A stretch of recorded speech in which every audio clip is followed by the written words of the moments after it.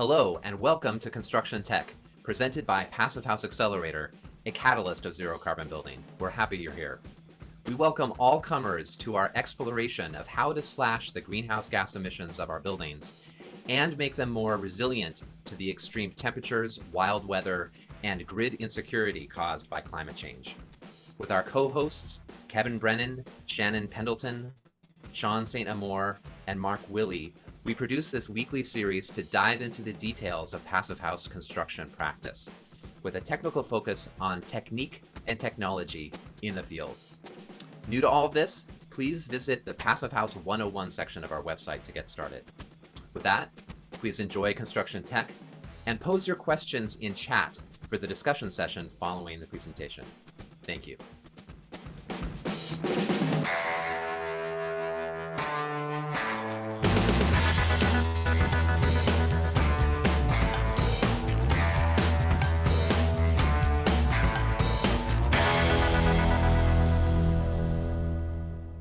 Brennan, your host from New York City, and I feel like I'm a hit show here. We have an intro, we have professional graphics. It's awesome, and I just want to thank everyone for joining.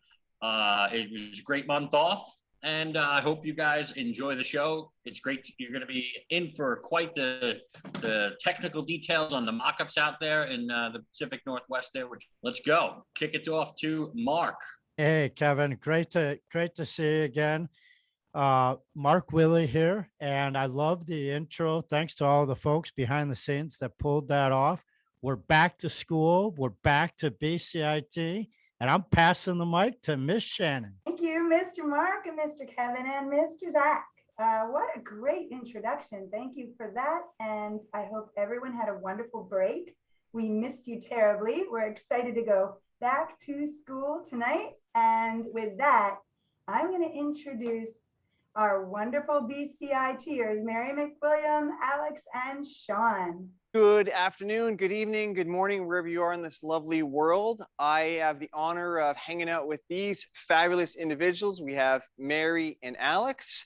And today, one of the things we're going to dive into is on the mock-ups. There are kind of four main things of what we're trying to have in the control areas. So we're going to talk about keeping bulk water out of our walls, where the air barrier is, where the vapor control area is, and then talking about where insulation goes. So we've got some great mock-ups. And so why don't you guys tell us about what we've got going on here today? And everyone, welcome back to school. All right, thanks, Sean. Thanks, everyone. Alex here. I'm with the BC Institute of Technology. We're a fairly large technical school. We have about 50,000 students every year, most of them coming back to campus this fall, which is awesome. Mary and I, Sean and a few others are part of a small group within BCIT called the Zero Energy Buildings Learning Center. We exist to help the construction industry transition to building passive houses and net zero energy ready houses and so on. We teach primarily from this location, which we call the High Performance Building Lab. So it's a big warehouse that's been transformed into a classroom. It's full of mock-ups, it's full of practice walls, testing vestibules, and so on. We got to think differently because of COVID, like you guys, like everybody on this planet. And we thought, what can we do with a hands-on lab when nobody is allowed to come in? And we said, let's buy some webcams. And we've been teaching for almost 2 years now, or a year and a half, online, what we used to do in a face-to-face mode. So I guess I'm going to just do my shameless plug right away so that we can move to the real stuff. You know, we're in the business of selling courses. If you like what you see today, our courses start on September 14th.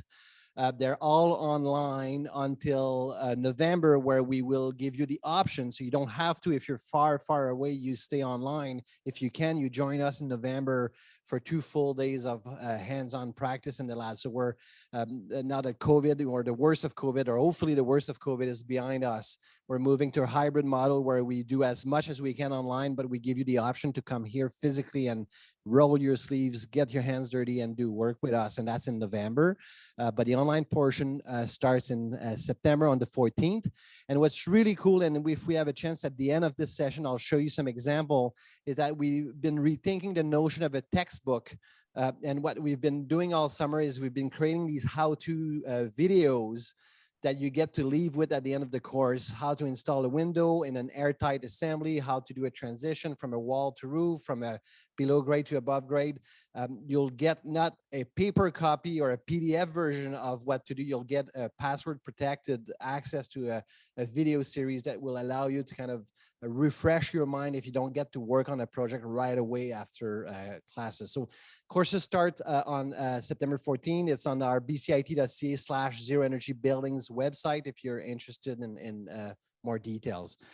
So Shannon's our go-to for adding things to the queue there. So I see Shannon. I'm looking at the screen. I know there's a chat room to the right. Without my glasses, I have no idea what's in there. But thanks for your help with the links, Shannon. So I guess that's kind of it, Mary, for the intro on who we are. Maybe I'll give you the mic so you tell us a bit more about the LEEP program and the wall mockups. Hi, so I'm Mary. And what we're going to focus on today is a set of 5 mockups that we have in our lab that show a bunch of different approaches to achieve net zero energy ready construction, focusing on walls. So these are part of what we call LEEP, which stands for Local Energy Efficiency Partnerships. It's a program put on by Natural Resources Canada to work all across the country in all the climate zones and find some of the best solutions and lessons learned to see us advance our construction practices. So there's 5 walls behind me. Alex and Sean are going to take you through them in detail, show you the pros and cons. We'll talk about embodied carbon. We'll talk about, effective R values and how these are going to perform from a building science perspective. So thanks for joining us today. And I will hand things over. So Shad, is now a good time for me to do the high level overview? Is that what we're doing? Okay. And I might just add quickly to what Mary just said. What's great about the LEEP walls behind us is that there's a guide package that exists that you can download or soon will be able to download and use on your project. And what's wonderful about the guides is that they allow you to proceed on a residential building without necessarily having to hire an engineer or an architect to review some of the details. They've been reviewed by an advisory committee that looked at different climate zones and said, this is what's going to happen with moisture transition, moisture movement. Is it going to dry to the inside? Is it going to dry to the outside? Based on your climate, based on your conditions. So the guides themselves exists, and again, soon you'll be able to download them. And then Shannon will probably be able to share with you for each guide, for those who don't like reading guides because they're pretty thick PDF, we produce a video with our experts, in-house experts that actually are kind of doing a deeper dive to deeper than what we're going to do together today. And that's free for you to watch on our YouTube channel. So if you don't have time to make notes about what Sean is going to say or what I'm going to say, don't worry. We have for each of these wall a 20 to 30 minute video that exists that you can watch later. So we have 5 walls. Mary, Sean, and I have our favorite wall.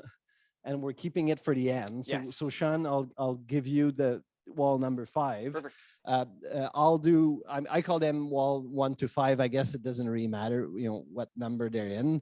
But we have 5 walls, and I'm going to give you a high level overview of the first 4. I guess I'm going to talk about the 5th one just a little bit, and then Sean. It's because you like it. Because I like it. I can't help it. And what you'll see that our 5 walls have in common is that they have all been built with this idea of getting us closer to a passive house level. And as within the concept of passive house, we're trying to improve our TEDI, we're trying to improve our air tightness, we're trying to increase the effective R value of the assembly, we're trying to make the assembly airtight.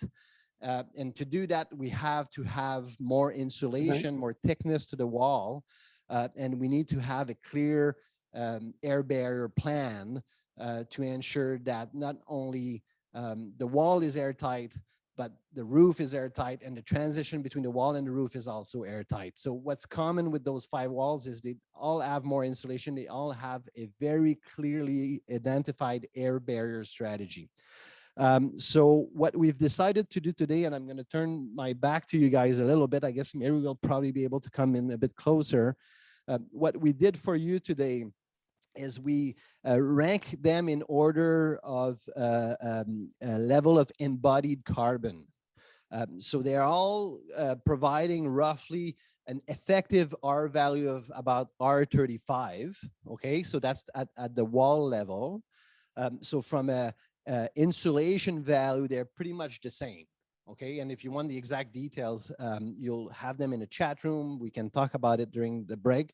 Some of them are R34, others are R36. Let's call them R35 for simplicity.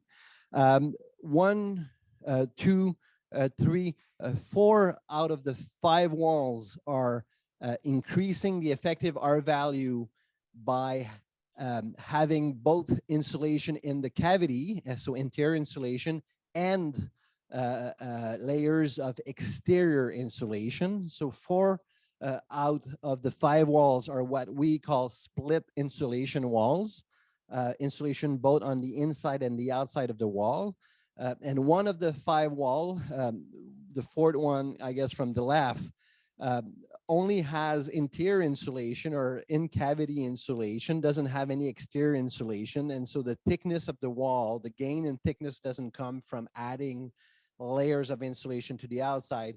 It comes by, in this case, adding a double stud structure. So they all wood frame. Wall number 4, the 4th wall on our list, has a double stud frame that creates a much deeper cavity. So let's look at them. And I think I'm just repeating myself, but we're going from high embodied carbon to low embodied carbon. So, our worst performer from an embodied carbon point of view is the wall to my left. It's a 2x6 wood frame construction that has fiberglass batt insulation in the cavity.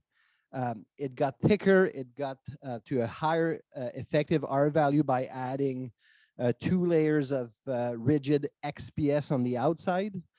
And in this case, because the XPS is also an airtight product, the air barrier is the exterior insulation. So you'll notice, and I can't see directly what Mary's showing you, but you'll see some tape at the joints on the XPS foam. That's a tape that's been added to make the XPS the air barrier. I'm going to keep it at that level for now. We'll do a deeper dive on wall number 5, as I said earlier with Sean. But at a high level, it's an R35 wall that has fiberglass on the inside, XPS on the outside, and has an exterior air barrier, and the air barrier at the wall level is mostly the insulation. Okay, so that's first wall. Wall number 2, similar to wall number 1, except that the insulation on the outside is a mineral wool product that is often referred to as stone wool, rock wool. There's different name for it, but basically it's made out of rock and byproducts from the steel industry. What the biggest difference is between the first wall I showed you and then the second wall is the vapor openness of the exterior insulation. So mineral wool is extremely breathable from a vapor movement point of view. XPS on the first wall is extremely vapor closed. So wall number 2 gets you to an R35 effective value, but requires another product to create your air barrier because the mineral wool itself is not airtight.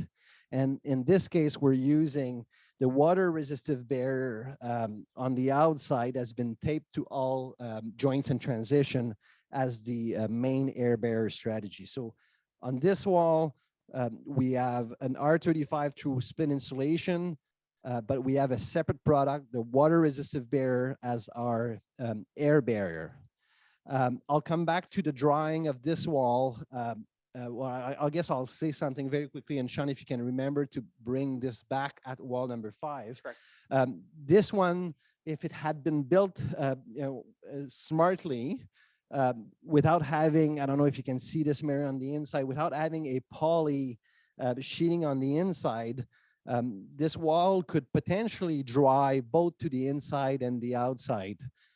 Because we went with a vapor barrier on the inside that is completely vapor closed in both directions, this wall can only dry to the outside. Wall number 1, I forgot to mention this, but because XPS is vapor closed, it cannot dry to the outside. It's been built without an interior vapor barrier, so without a poly in this case, so that it can dry to the inside. Okay, so we're working on walls that are thicker because we want a higher effective R value. We're working on assemblies that require a solid air barrier strategy. We looked at 2 spin insulated wall. We actually have a third one that is somewhat similar to the first one I showed you. So it's a 2x6 construction. It has in the cavity, it has fiberglass batt insulation. The difference between this one and the first 2 walls is that the insulation on the outside is an EPS product. So the first one was an XPS, the second one was a mineral wool. This is an EPS product. Because EPS is not airtight, it also has, and it's hard to see here, but behind the EPS, it has a water resistive barrier that has been taped to the joints, taped at the transitions, so that the water resistive barrier is the air barrier. So this one, again, as an exterior air barrier strategy, but gets to its effective R value with an EPS exterior layer. Now, EPS is a bit more breathable than XPS. At this thickness, it's not considered highly vapor open. And so this wall would have a challenge drying to the outside with this amount of EPS. I don't know, Mary, if you can come in and have a closer look. This wall has a little bit of a safety feature in it. There are grooves behind the EPS. So in between my water resistive barrier, my membrane, and my EPS, I have some grooves. So technically I could have a little bit of drainage happening on the outside, but really this wall has been built to have its vapor drying happening through the inside. No poly installed on the inside.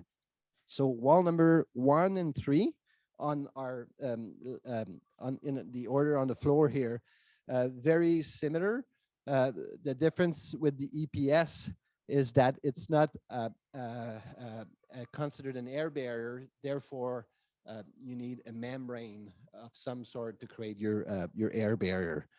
The XPS wall, just FYI, has 216 kilogram of CO2 equivalent per square meter of wall. The mineral wool goes down from 216 to 31 kilogram. The EPS is at 27. So mineral wool and EPS for an R35 effective R value wall have a very similar embodied carbon level. I have to make a note here. The value of the embodied carbon for the XPS is pre changes in the regulation around blowing agents that are used to make XPS. We'll have to update our numbers. Some manufacturers have decided to move away from HFC's blowing agent, are using CO2 and other non-HFC agent. The numbers are going down, but they're still fairly high compared to what we're going to talk about in a second. Okay, I'm probably going to run out of time. Sean didn't give me the look yet. Keep going. Okay, so we're in the business of building thicker walls. The first 3 walls got thicker by keeping the wood frame at a 2x6, but adding layers of insulation on the outside. Wall number 4 used a different strategy. Wall number 4 is using a deeper cavity that's been created by building a double wall or a double stud wall. You could create that deep cavity by using just deeper lumber, 2x8 or 2x10 and so on. But in this case, the design is a double stud wall. And it creates a cavity that is capable of receiving, in this case, blown-in cellulose insulation. And so if you look at this wall, it requires an air barrier, and the air barrier is actually primarily on the outside. So the water resistive barrier that you need anyway on this installation has been taped both horizontally and vertically at all the joints, and has been transitioned to the inside so that it's not only acting as a water resistive barrier, but it's also acting as an air barrier. Now, what's interesting with wall number 4, and you'll see a lot of data on that in the guides and in the videos that we publish on our website, is that if you're in a cold climate or a heating climate like we are here in British Columbia, you don't have any blanket on the outside of your plywood, right? So these guys are all wearing an extra sweater. This one is actually going without that extra layer that your mom or your grandma or your dad or grandfather said you should wear. So this plywood will be roughly to the same temperature as the outdoor temperature in the region where the house is. So in the winter in BC, this surface will be cold.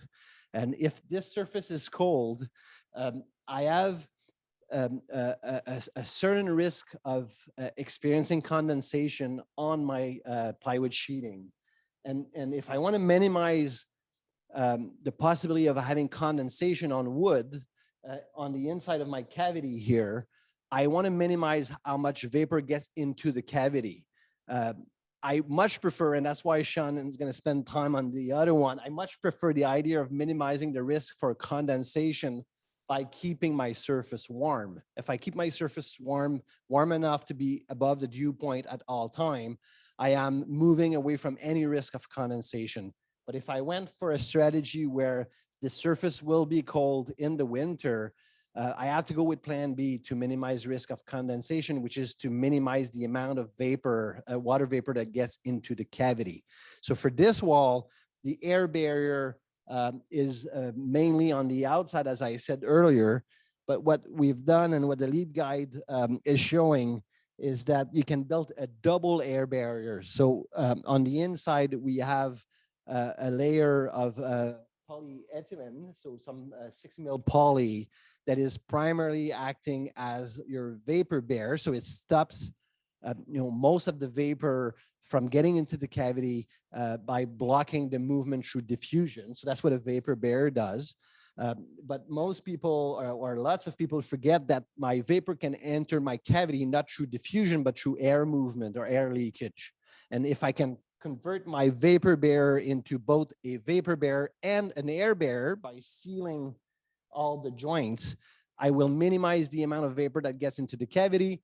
And when I get my cold surface on the outside, I'm now minimizing the risk of condensation.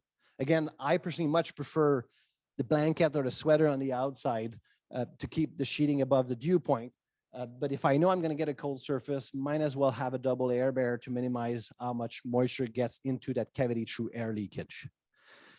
Okay, so that was it for wall 1 to 4. I guess I'm going to repeat the numbers for you guys. 216 kilogram of CO2 per square meter. That's with old XPS, would be lower with newer XPS.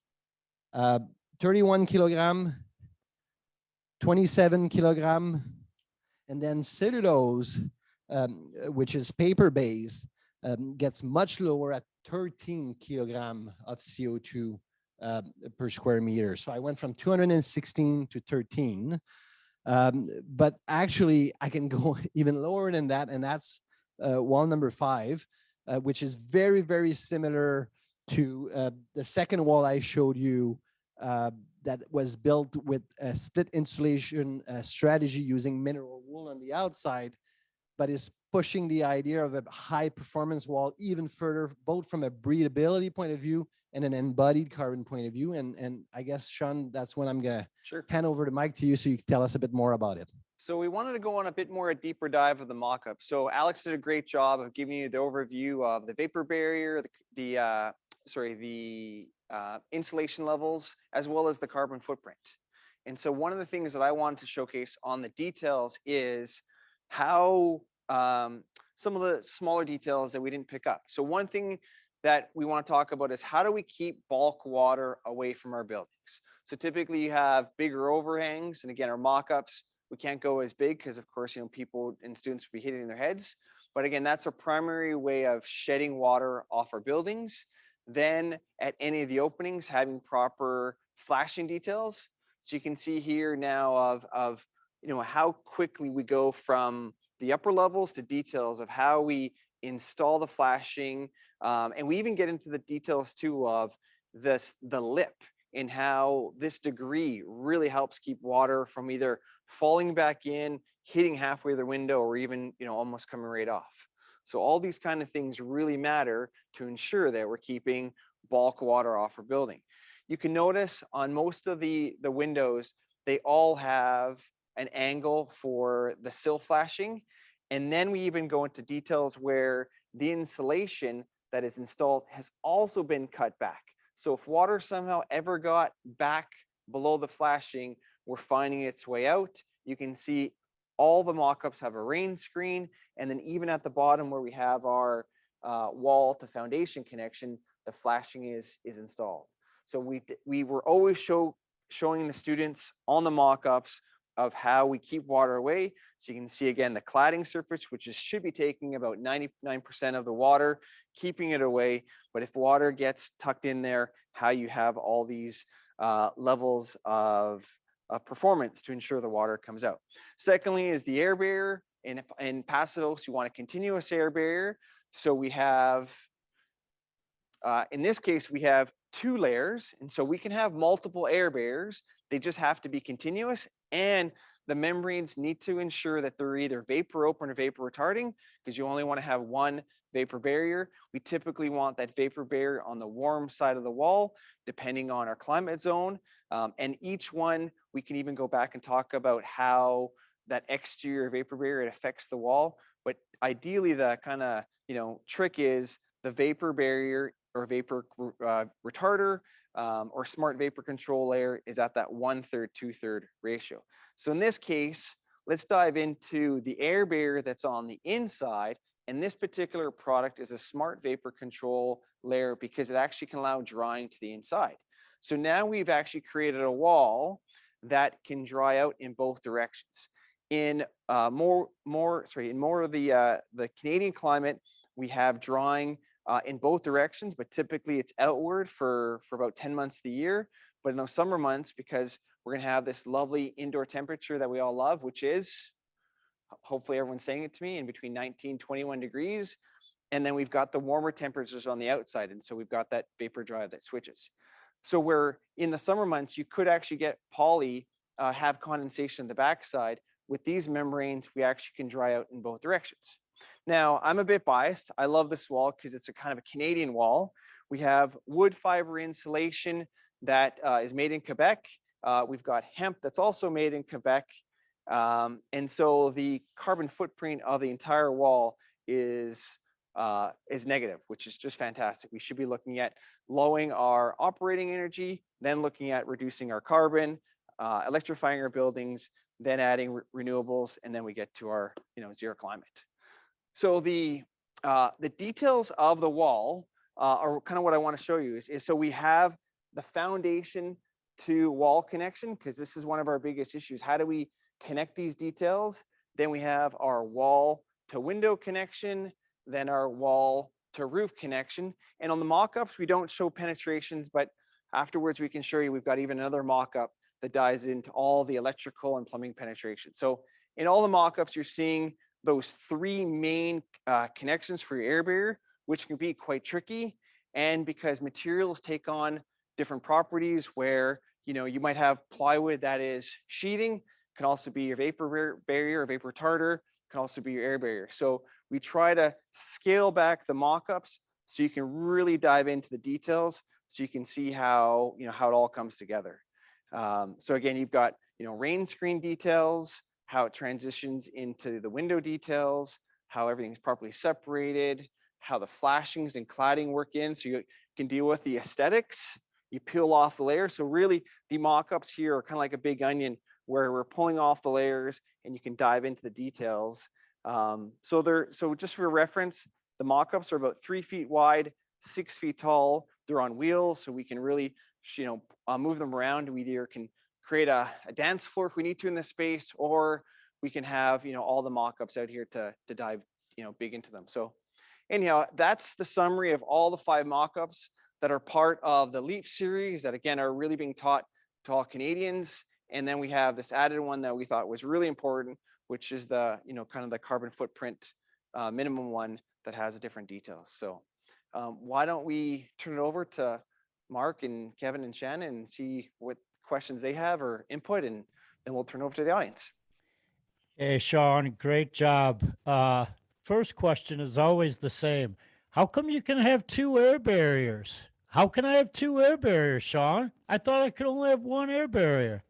Well, again, it's when we talk about what the layer is doing. So again, if the air barriers are both vapor open or vapor retarding, you can have multiple. The main thing is they got to be continuous. And we typically would want our air barrier to be on the inside because we want to stop vapor getting through it. But I'm also a fan of wrapping our insulation in, wrapping the insulation with our air barrier. So again, you can have multiple. They have to be continuous, and one needs to be the primary vapor barrier. So one, again, just to stress this, has to be vapor open or vapor retarding and be on the warm side of the wall. And we get that question all the time, right? And the confusion is, what's the difference between a vapor barrier and an air barrier? And in some cases, to make sure it's really confusing, they're the same.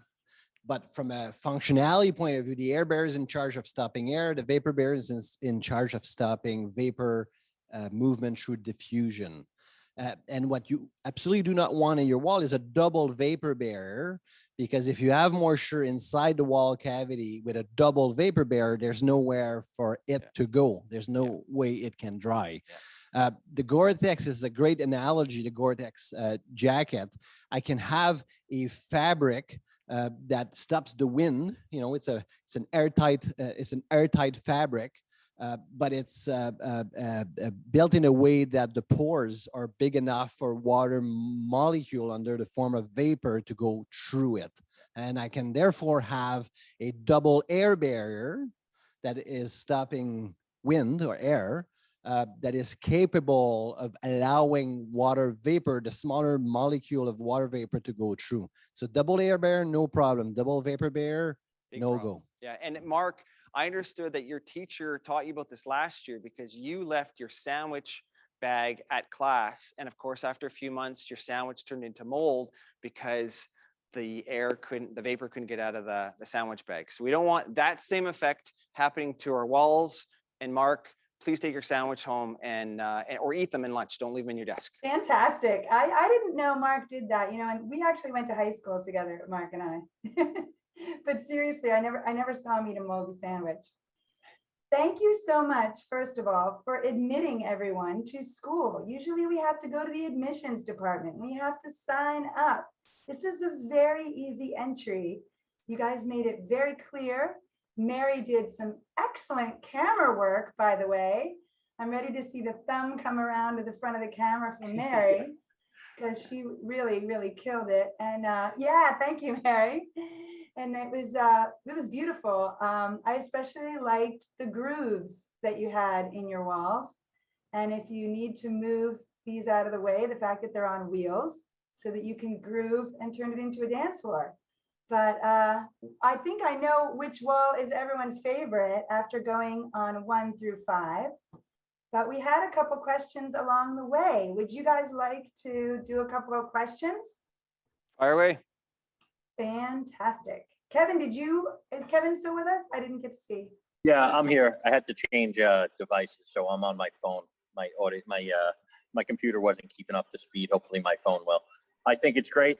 I think you guys did an amazing job. The presentation's great. I can't wait to see the technical documents. You know, that's what this construction accelerator Tech Tuesday is about, is sharing those technical documents so that we can all rapidly improve our details and our builds. And that's why I love being a part of this community. And the Canadian building science community has been leading for years, and you guys are still pushing that envelope. You know, ever since the Canadian Mortgage and Housing Council digging into research, and you guys are bringing it even further. Those flashing details are phenomenal. And after the floods we had, they don't exist in the Northeast that much. And you guys are sharing those lessons, and hopefully we can get them across. And Shannon, I hate to disappoint you, but my favorite wall is the cellulose wall, because that's where I cut my teeth, and that's what I do. I blow cellulose. But I do love the low embodied carbon wall as well. I'm with you. I like the cellulose wall too. I don't have any problem with that. For those of you who didn't hear the intro or missed the part about how BCIT got these mock-ups funded, LEEP funded the mock-ups at BCIT. Am I correct, Sean? Sorry, Shannon, I missed that. Say it again. LEEP funded all the mock-ups for BCIT. Is that correct? Yeah, basically the LEEP program, so LEEP, is a Natural Resources Canada initiative. They are the ones who developed the guides. We were fortunate enough that they wanted to work with us at testing the constructability of the mock-ups. So we built the mock-ups for them and move into this idea of producing a video series on the mock-up. So the funding comes from Natural Resources Canada, the LEEP program, and BCIT, I guess, is a partner who's been kind of on the ground fabricating and filming the whole thing. And just to give you a bit of a background with that too, is so NRCan went around to the different regions across Canada, met with builders, and this was one of the responses that came out of those conversations to the builders was, hey, we need to see what the walls look like as we grow. And so they really understood that mock-ups for them was a big part, and this is why I stress mock-ups all the time, is how quickly it is to build these, and you're able to show it to, you know, thousands of people pretty quickly and be able to dive down. Because really, once you have a mock-up on a job site, you're taking this detail and multiplying it of how many windows you have or how many doors. But really, one mock-up takes care of a lot of the questions because you're looking at 3D versions of it. You're looking at you know, intricate details that sometimes in a 2D plan don't come to life. And here it does, you know, pretty easily. So again, thanks again to the government for investing in and actually including builders into discussions. And as you can see, we've got these great mock-ups that have now expanded into videos, and the team here at BCIT have done a lot to add value to, you know, to the education of these mock-ups.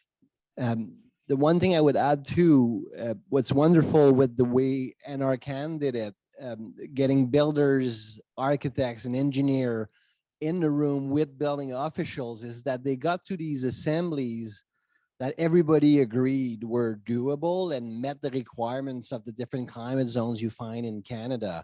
And so if you are on a project where you're trying something that is slightly different than your typical build, and you have a building inspector that is fairly new to a passive house world or a net zero energy ready world that is wondering, you know, is this a safe assembly? Is it going to dry?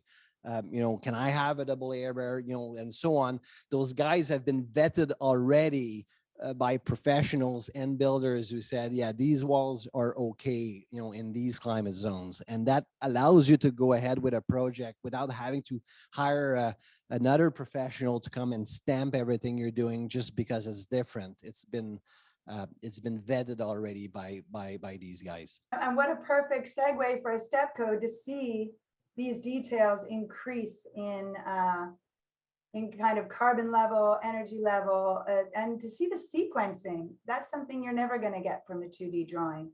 But the last part of the history of the BCIT Zero Energy Lab you've got here is really that you were given these details from this builder, architect, engineer approved sourcing. You built them exactly as the drawings showed, right? And then you made a little bit of changes on your fifth one. And then a manual is going to come out that you're going to share. Is that in December or Every, January? every time we have to agree on that date, I cross my fingers behind my back because it changed a few times, but December is probably about right. Fantastic. Well, if anybody is interested in getting an eye on that manual like we all are, please reach out to us. We'll give you a contact at the end of the presentation tonight where you can send an inquiry. And then when it comes out, we can post it, and maybe even a Discord channel would be a great idea for the BCIT wall assemblies we've got here. Well, with that, I am going to get on to the questions. So the first one is from Roberto. Roberto, are you still with us? And would you like to unmute and ask your question? I am, Shannon. Thanks. I had two questions, so I'm just going to ask one. I'm not going to be greedy. The first one had to do with just applicability of these 5 wall sections. Actually, before I start that, I just want to say, Alex, Sean, Mary, I love the fact that you're ranking them by embodied carbon. I love that concept. And what you mentioned, Alex, a bit earlier about the fact that you're providing builders with some pretty solid ammo to turn around to a design team and say, how about we build this? That is, I think, great. I think it's empowering for the building community to do that. So I just want to say that. But applicability, my understanding is BCIT, wood frame construction, high performance. How much of these 5 wall assemblies apply to, low-rise MURBs?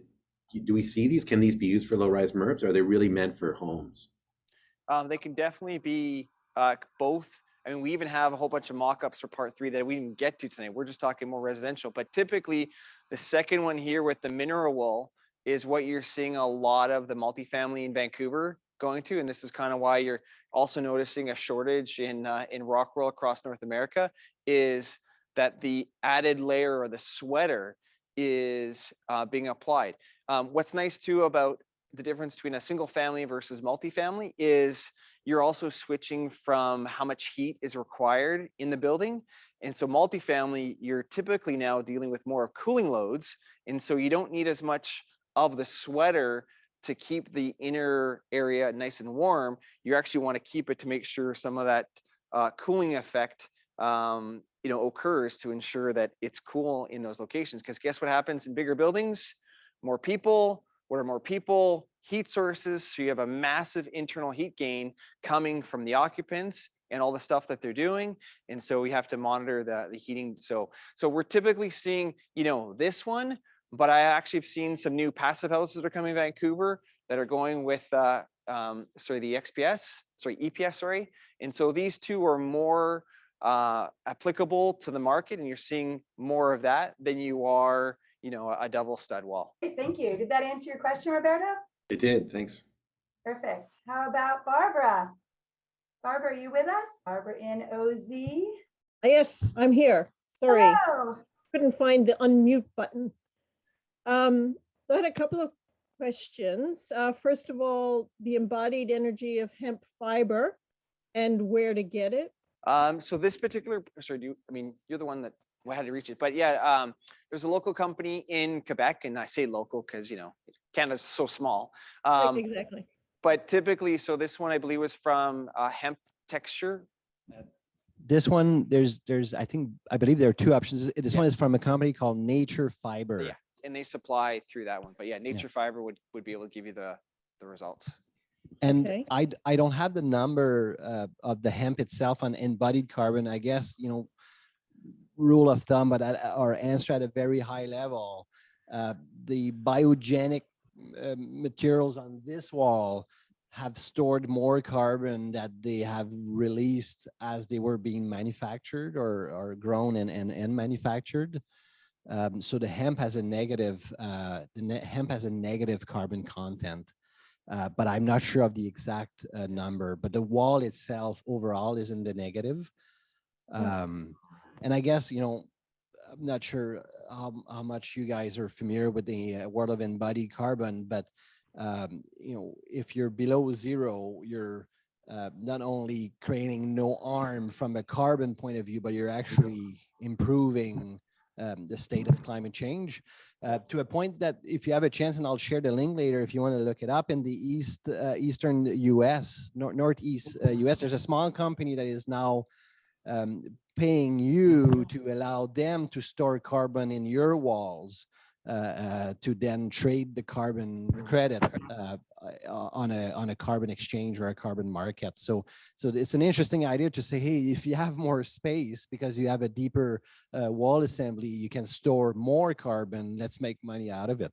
And with that too, Barbara, I know you may not be familiar, but the Carbon Leadership Forum is a really good organization that's across the world now. We're lucky. Anthony Pack is a local resident of Vancouver, and his information on carbon numbers is amazing. And I mean, this wall, so we have to give credit to Chris Magwood, who helped design this and help out with some of the supplier and all the calculations. So we're lucky to have, again, this is a village, and we're lucky to rely on people that have dove into the carbon aspect while we were kind of focused on teaching Passivhaus and looking at the the operating energy. We've had people say, hey, wait a second, there's a big elephant in the room here, and we need to start talking about the carbon. And so now we're able to talk and teach about all the different things you need to get towards zero energy buildings. Yep. Oh, that's great. Now, I noticed in the chat, Ben Larson is saying, oh, there's hempcrete. But my understanding with hempcrete is that it needs to be manufactured like on site. Nobody seems to have yet made hempcrete boards or panels, such as, you've got the panels of hemp fiber. Yeah, there's a company in Calgary, in Alberta locally, that is making the blocks, and so you can ship the blocks to site. So it's kind of like an ICF building where you're able to send the hempcrete blocks, or you're doing it on site. And maybe in the after hour, Ben, you can dive into some of those comments you had to educate us on it. That'd be great. That'd be great. I also had a question about green roofs, but that could, because I want to do a CLT house with a flat roof, but a green roof and photovoltaic panels above the vegetation that's growing on the green roof. Oh, Barbara, there is a solution for that. There is a solution for that, but let's take that into the after hour. Yeah, that'd be great. And just make sure your flat roof is 5 degrees. Yeah. Okay, no worries. Cheers. Absolutely. And thank you for that great segue, Barbara, because you brought Ben into the conversation, and I was going to call on Ben next. Perfect. Ben, would you like to hop on and ask your question? Love how you're hugging the hemp. I know. It's not 420 in Vancouver anymore. Yeah. I'm not sure that I had really a question so much as a series of statements. It was about the 6 mil poly. You said something about, could you use a variable permeability vapor retarder membrane, such as a membrane or an Intella? For interior applications, you can use a vapor variable membrane, which there's a few manufacturers of it out there, but if it gets wet inside the wall, it opens up and it can dry out to the inside. Yeah, so there's different products. Here is Siga's membrane, but yeah, Proclima has the Intello Plus. Centerteed has another one as well. So there are different products. Just make sure you read the specs and understand all, which material does what. But ideally, again, choosing a smart vapor control layer will allow for that inward drying in those months where you might have, the vapor drive coming to the inside. That's, just want to say that's a good comment. We have to think about that, right? The poly is so widely used and I guess somewhat inexpensive, but it's a pretty dumb, vapor, vapor control layer, and there's so much better out there. And I guess this was the thing too, is like the history of our walls and how we've expanded. Sometimes like, hey, this is a solution that works, but the history of our walls, we've now, learned. And, in Vancouver, we had the whole leaky conduit industry. And so we learned quite quickly of what materials we shouldn't be using on the inside and how we need to make better walls. And now we know that you could choose poly, or you could choose a material that not only deals with the vapor, but even is easier to make airtight. And so when we're looking at those Passivhaus levels, certain materials kind of stop or make it difficult. Taping to poly is difficult. Using acoustical seal. I mean, most trades hate using it because you put it out there, next thing it's on your hands, it's on your jeans, it's in your truck, and now it took home with you. So using the tapes and other membranes have a lot of advantages to getting to those higher performing numbers that you're trying to excel to with relatively ease. Thanks, Ben. Maybe in the after hour we'll dive into the hempcrete points you made. Perfect. Thanks, Sean. We have our next question up from Laura and Paul, my friends in Philly with a PH, a real PH. Hopefully, we're here. Hi. Hi. I had a question about calculating the carbon content, and did you have any, like, which program did you use?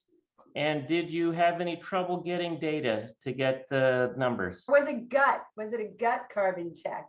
No. Some people do the gut check. Okay, so I'm going to try to find a way to give you a simple answer. So, and I can finish it off for you. Okay, so there's a fellow in Peterborough, Ontario, called Chris Magwood that is quite famous now when it comes to embodied carbon. He started an organization called Builders for Climate Action. So if you have a chance, go on the Google these guys. They have a calculator, and their calculator is really wonderful because it's been built so that people like me can use the calculator, and it's very easy. And the data from the EPDs is already included in it, so I don't have to do the research. It's all in there. Now, what's interesting is that we got access to that calculator, but as far as I know, it hasn't really been released. Like last time I checked on their website, it still says coming soon. But here's a scoop. Don't tell everybody I said that. But NRCan turned around and went to Chris Magwood and said, "Your calculator is fantastic. Can we give you a buck or two to kind of make it work with the existing energy modeling software that we use in Canada? It's called Hot 2000. And so it's about to be released. I'm wondering if it hasn't been released yet, but the calculator will be now available through Natural Resources Canada as a free to use software.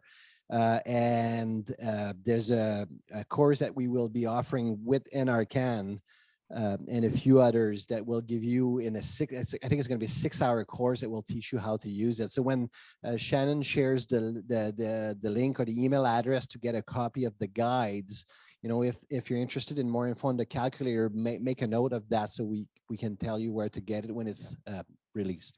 And then also with that, we heard about it. If you listen to all the different podcasts from the NAPHN conference, Zach and Ken were talking about how the pH ribbon is going to be coming through. And so you'll be able to, when you're doing your PHP models, which is again the Passivhaus planning package, and doing your energy model, you'll be able to do your embodied carbon through that system, which I believe is supposed to come out in October.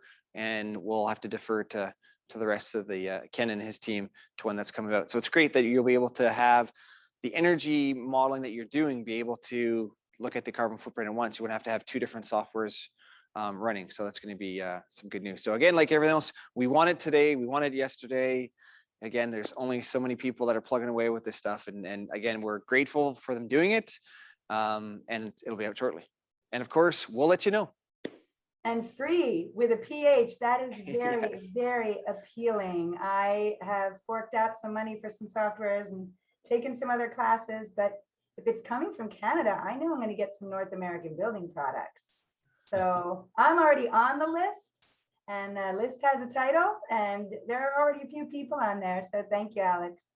Great. I think we're going to hear a lot more about carbon as we get deeper and deeper into our next season here, not only on the Accelerator Construction Tech, but also on the showcases and, probably a couple of breakouts too. So with that, I think I'm ready to hand it off to Zach so he can thank some of our sponsors so we can get some more carbon knowledge to everybody. Indeed, and we have a couple of event announcements as well right after that. So this has been a wonderful evening tonight. Thank you for bringing us back to school, everybody. And the work that the Accelerator does happens thanks to support from our sponsors. We wouldn't be able to do what we do without this support. So I want to give a big shout out to our founding sponsors, 475 High Performance Building Supply, Baxtingwe Architects, Glavel Foam Glass Gravel, Minutair all-in-one HVAC and dehumidification units, Mitsubishi Electric Trane HVAC US, Partel, RDH Building Science, Rockwell North America, StoCorp, and Zola Windows. Our champion sponsor is SIGA. Our stakeholder partner is NYSERDA, the New York State Energy Research and Development Authority. And our patron sponsors are Aero Barrier, BR+A Consulting Engineers, Brennan Air Tightness and Insulation, Innotech Windows and Doors, Lamelux, Sanderson Sustainable Design, and US Engineered Wood, T-Stud. So thank you, sponsors. Tomorrow, please join us for the second Global Passivhaus Showcase of the fall. This is a really exciting presentation, and it's happening at a very special time. So once a month on the showcase, we will be doing a special UK/Europe focused presentation with a presenter from the UK or Europe. And when we do that, we're going to be presenting the showcase earlier in the day. So it will be happening at 11 a.m. Pacific, 2 p.m. Eastern tomorrow, and it will focus on Passivhaus schools and the work of Anne-Marie Fallon and Archetype. And this is really incredible stuff. They're bringing the benefits of indoor air quality and comfort and the decarbonization benefits of Passivhaus to schools throughout the UK at no additional construction cost. So please come tomorrow and join us at this earlier time to hear the story. It's very inspiring and lots to learn from that. Next week on Construction Tech, we have Pennsylvania Wilds Goes Passive. This is all about the ENERFIT of rural sustainable development headquarters. The speakers will be Norm Horn, who is here tonight, and Gary Mosier of Mosier Studio. So please join us next week. And on the podcast, we have the first episode of season 2, episode 51, with Mackenzie Stickney of Bundle Design Studio, she's based in Bellingham. Bundle Design Studio does their work out of a Passivhaus certified mobile trailer office. Pretty cool firm, and really great interview with Mackenzie. And finally, the International Passivhaus Conference is now online only, and it is going to start on September 10th. So don't miss this chance to learn from international leaders in Passivhaus design and construction. Thank you.